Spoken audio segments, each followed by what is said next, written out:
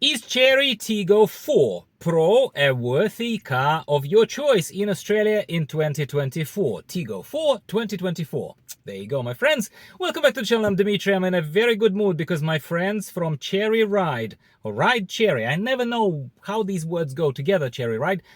They're very lovely people who have given me this Chery Tiggo 4 Pro for a little test drive for first hands-on impressions. We translate a lot of videos from other channels from Russia specifically, but today I think we will break that and go back to classics where Dmitry actually drives a car and talks to you about it. It's just honest impressions and my honest subjective opinion whether or not Chery Tiggo 4 Pro is worth your money. This video is sponsored by findaloan.com.au. New service providing you with access to low-interest loans with flexible repayment options, including car loans, business loans, personal loans, home loans, and more. Check out the link in the description for fast and easy application form if you need a loan quickly. I've spoken to the people at findaloan.com.au and I'm personally considering to use their service right now to refinance a loan on my current car. So perhaps this service is right for you too. Check them out. First things first, in no particular order, I can tell you that Chery vehicles are better and better from the ones that I've seen. Exterior of the vehicle. Exterior is basic. There is nothing to write home about too much, but there is also asceticism and there is also wide acceptance on the road of this car not sticking out in any way. So Armada 5 asked for attention and some people may have liked that attention. Some of you may have wanted that attention perhaps. Some of you wouldn't. So those of you who are retirees, they just want to be like, listen, I got a nice car, it's driving nicely, leave me alone kind of stuff. I think that that's exactly what you want. You want an kind of, I don't want to say inconspicuous because that suggests that you're up to something, my friend, but it's a nice, inconspicuous, not sticking out car. It is not out there, it is modest. Yeah, finally I got to the right term. It's not crying out, pay attention to me. It's about function. And I like it. I respect it. I think it's fine. It's all very Chery style, ascetic / simple, but very clean, very refined, non-creaky, and I think it's quality for the price bracket. How it drives? It drives great. It drives great. So the engine is nothing to write home about. It's not particularly powerful and maybe it's a little sluggish on acceleration. I give it that, but it's not a racing car, okay? However, you sit relatively high, seats are adjustable, but you sit high, visibility is fantastic, the cut of the window, and by that I mean where the window line is, so the cut of your, like how far you can see, is great. I feel like I sit much higher than in my Subaru Outback, for example, yeah? As well as this steering wheel. The steering wheel is the best thing about Chery. Well, maybe not the best thing about Chery, but one of the best things that I love about it. It's so light. I love how light it is. That's how steering wheel should have always been in, say, MG3. When you look at a car as small and comparable in size to this as MG3, especially a new one, the steering wheel should be as light as a feather, in my opinion. And Chery delivers. Like steering, turning corners is joy. Is like joy. 18-inch alloy wheels that are supplied with this. This is top of the range. Chery Tiggo 4 Pro that I'm sitting in. It's about 27,000 Australian dollars brand new right now in 2024, which is great, fair price. I think it drives beautifully. It's really nice. It's really nice. And there was nothing invasive as well. Final quick note. There was nothing invasive. There was no voice telling me that I'm speeding. There was nothing pulling me into the lane. At least I didn't notice it, and that tells me one thing.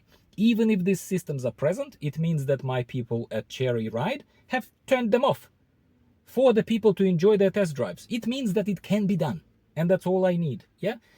There is plenty of plastic around here. However, a lot of what we see here is what we would see, for example, in Haval Julian or in my old Haval H6, and that is that for leather stitching, slightly softer surfaces here above the buttons here on the frontal kind of panel. We also see similarity with my old Haval H6, where the whole frontal panel is kind of fancy and a bit tilted and a bit bendy, and I sort of like it. It contributes to the premium feel of the vehicle, especially when the focal point of view as a driver and your main passenger is here in the front.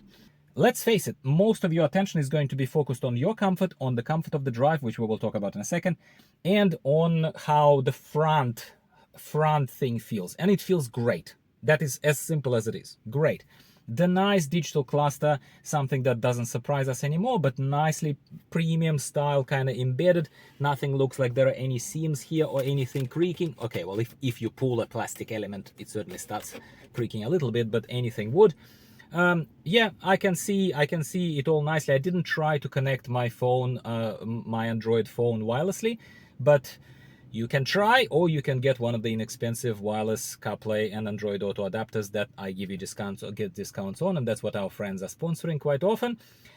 What we have lost here visually compared to our Model 5 and compared to some other Tiggo models are those two almost classic Chery panels of wireless phone charging. However, having lost those panels, that may or may not even have been used properly as real estate. That's what I think Chery is going for. Like, maybe you do use that for your phone, but would you use both of those for your phone? That's a different question. So they have gone more practically. It's a smaller vehicle, possibly one person drives it a lot, maybe a retiree, maybe a single person, maybe, yep, you're with me. There is a nice slot here in the middle. I kind of like it. It's that slot where you slide your phone, and it's just sitting there. I'm not quite sure if it's enabled on, as in wireless charging. Is it a wireless charging or not? You may need to check the specifications or ask our friendly people at Chery Ride. They will tell you. But I like it. I like that the phone is not wobbling everywhere and sliding everywhere. That's cool. Having said that, the good with the bad, there is a lot of piano plastic. It looks amazing when you just walk in and the car has been freshly wiped. Amazing. However, it gets hot. And today's a very hot day. I'm already sweating sitting here talking to you. I apologize. As well as you will see your fingerprints on everything. It's a piano here. It looks premium. It looks great. But any scratching from your nails and any, sweaty palms, anything oily, you're going to see it here. That is one thing I can guarantee. Nice mixture of digital screens as well as the physical buttons. You can control the air conditioning with these little pedal shifters kind of stuff. I don't know how to else call them. By the way, there are no pedal shifters on the steering wheel. Thank you, Chery. This is not a racing car. Yeah, so I say this central panel, while looking premium and giving you a lot of visual indicators of how your, aircon is working, other kind of stuff here in the front. But this horizontal part where the gear shifter is and towards me, stretching towards me, I think it's kind of underutilized. There is a lot of real estate here that is just not preoccupied by anything. I don't know if it's a flaw or not. I think it's fine. I'm just trying to be balanced and nitpicky a tiny bit. Okay, there is a nice little shelf underneath here, which I have not explored properly, but it's under the central panel, so underneath, similar to how Haval did it, which is great. I think that if you're a lady or even a dude with a massive wallet, you wouldn't have any space to put your wallet here on top, so you would put it underneath there. That's fine. I found it slightly strange that the charging ports for your devices, if you actually need to charge your phone while you're driving somewhere far, they are inside of this now opened storage box. This storage box doesn't look like it's a cool storage box, but you can't expect one from a car in this price category. But the USB ports are there, which is slightly weird. I'm gonna say slightly weird. However, I suppose you can work with that, and there's plenty of space here. So my arm here, I'm even going to move the camera a tiny bit. My arm here goes in very, very nicely. So it's not like the wires can't go through. They can go through, and then perhaps they would be connected to your phone. I can't demonstrate to you because I'm filming on that phone right now. But if your phone is stuck here and it's charging from there, I suppose your wire would go here. I don't know if it's the best possible design, but it is what it is. Considering how tiny it is, well, relatively tiny, it's a small vehicle. There is actually quite a lot of space at the back. So I'm sitting right there demonstrating to you that there is plenty of headroom. First of all, I'm 175 centimeters. I'm not a massive dude, but neither am I. I'm a complete shorty. And most importantly, and that's amazing, okay? That's amazing. They have done a little bend in the ceiling that there is basically where my head goes. So when I sit there, I feel actually like I have a ton of space, a head space, like a ton of air, more than I probably should have in such a little car, right? You would think. But that bend in the ceiling does all the trick. I actually love it. I freaking love it. I think it's very good. Seats are comfortable. What is there to say about the seats? The only problem with these seats, honestly, is that if anatomically this seat does not suit you right, then there is no extra headrest adjustment that you can do. It's simply stuck as a bucket seat in this position. That is the only negative side effect. You may be okay with it, or you may not be, but you're stuck, my friend. You can't adjust it a little bit like I can do in my Subaru. It can even be adjusted a tiny bit, like you can just adjust it a tiny bit to maybe push against your head a bit. Here you can't. It's just a sports bucket seat. Having said that, it's comfortable. It's comfortable. Perforated faux leather here probably will help you not completely sweat in summer, but it is what it is. Yeah. Now, the boot. Okay, let's talk about the boot, my friends. That's where probably the only disappointment is. The boot is disappointing not in terms of space. Space is appropriate for this size of the vehicle. It's fine.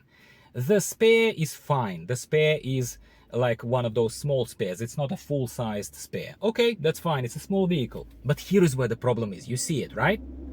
It's all the freaking wires that are exposed.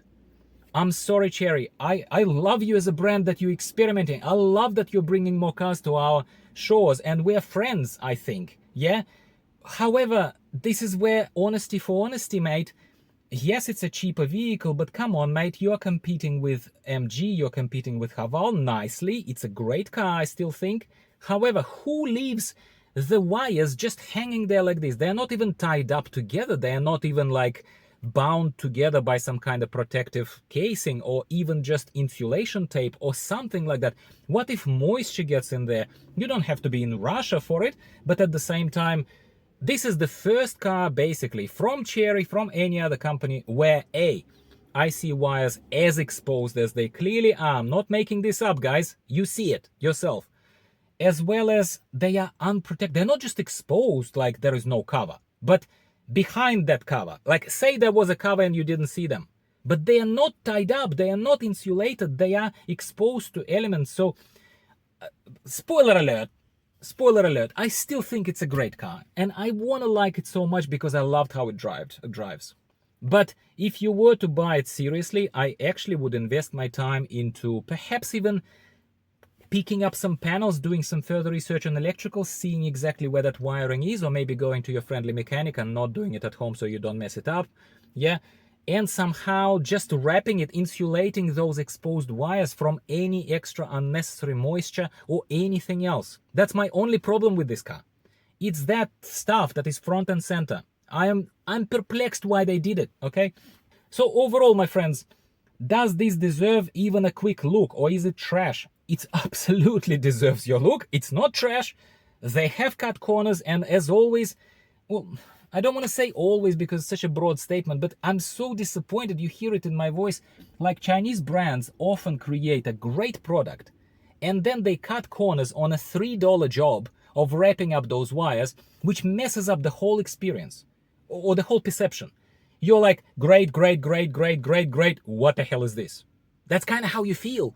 Final few things that I'm going to say to you. I have a good friend in Russia, my old good friend in Russia, who has Chery Tiggo 4 Pro. He says that he loves it. He doesn't drive it to the ground. It's not a taxi car for him. He has maybe only about 6,000 kilometers on the clock by the time I'm publishing this, because it was 5 and change when I first discussed it with him. He provided some little bits and pieces, some insights from ownership, especially in harsher weather conditions. He drives it in winter. He stores it in the garage, he takes care of it, all of that kind of stuff, needless to say. However, in case you say, oh, this will not last any wet season or anything, please, please, please, this is very important. I have proof that this car has survived multiple winters. I think he had it for a couple of years. He just doesn't drive it much because he works in the city. But this car survived Russian winters, okay? And this makes me feel that this must be a quality enough vehicle that will survive certainly hot Australian summers or wherever it is you are. So thank you to Chery Ride for providing this vehicle for a little review. More videos are coming because I have not personally reviewed and driven Chery Tiggo 8 Pro. I only reviewed the translation. I only translated the reviews, which are on my channel. But now that I've seen these and I can confirm that this is a much better product than, say, earlier Model 5s have been, I think this is totally worth your while. And you can expect more from me to take a look at Chery sometime soon, guys and girls. So thank you for watching. Before you drop out, always much appreciated if you give me a quick like and leave a comment below just to tell me how you feel. Did you like this? Did I maybe encourage you to take a look at this? Because this is nice. So thanks again for tuning in today. Like the video before you drop out, subscribe for more, and I'll see you later. Goodbye for now.